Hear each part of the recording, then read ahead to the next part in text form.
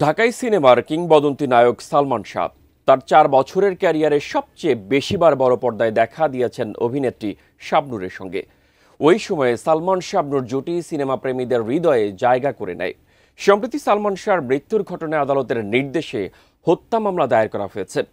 সে মামলায় অভিযুক্ত না হলেও কেউ কেউ সালমান শাহ হত্যাকাণ্ডের সঙ্গে জড়িয়ে ফেলছেন শাবনূরকে। বিষয়টি নজর এড়ায়নি ঢালিউডের জনপ্রিয় এই অভিনেত্রীর।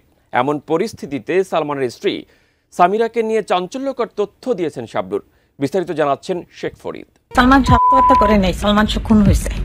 আমার হাজবেন্ড এটা করাইছে আমার ভাইরে দিয়ে। আদালত স্পষ্টভাবে বলেছেন যে এইখানে যে আঘাতের চিহ্ন পাওয়া গেছে সেটা অপমৃত্যু হতে পারে না। ঢাকায় চলচ্চিত্রের আকাশে যেন ধূমকেতুর মতো এসেছিলেন সালমান শাহ। মাত্র 4 বছরের অভিনয় জীবনে বদলে দিয়েছিলেন বাণিজ্যিক সিনেমার চেহারা। 1996 সালের 6 সেপ্টেম্বর তার আকস্মিক মৃত্যু যেন পুরো জাতিকে হতভম্ব করে দিয়েছিল। বিজলি কেবলসের স্কিন কোটেড ইনসুলেশন আগুন প্রতিরোধী। বিজলি কেবলস, নিরাপদ আজীবন।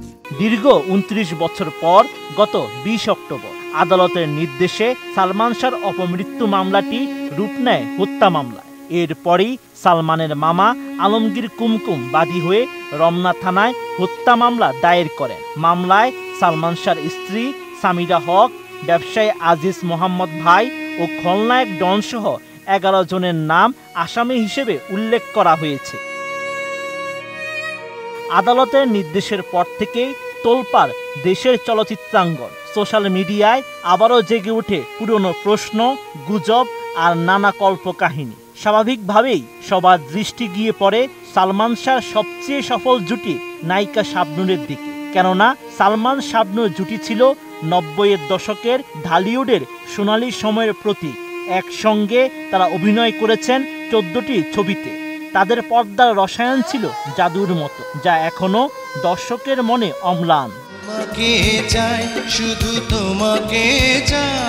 বর্তমানে অস্ট্রেলিয়ার সিডনিতে অবস্থান করছেন নায়িকা শাবনূর। সালমান শাহর হত্যা মামলা নিয়ে তিনি জানান, সংবাদ মাধ্যমের মাধ্যমে তিনি আদালতের সাম্প্রতিক নির্দেশের খবর জানতে পেরেছেন। বিষয়টি যেহেতু আদালতে বিচারাধীন, তাই তিনি এ বিষয়ে মন্তব্য করতে চান না। তবে তার নাম জড়িয়ে যে ভিত্তিহীন গুজব ও অপপ্রচার ছড়ানো হচ্ছে তা তীব্র নিন্দা জানান শাবনূর।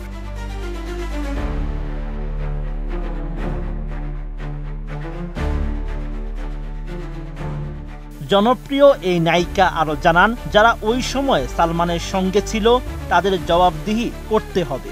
এই সময় সালমানের স্ত্রী সামিরার বিভিন্ন সময়ে সাক্ষাৎকারের অসঙ্গতির কথাও উল্লেখ করেন শাবনূর।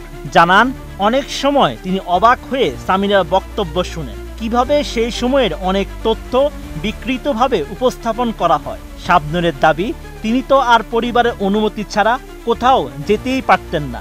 তার কাজ, চলাফেরা সবকিছুই পরিবার ও প্রযোজনা সংস্থার তত্ত্বাবধানে ছিল। Sheikh Farid, ATN news.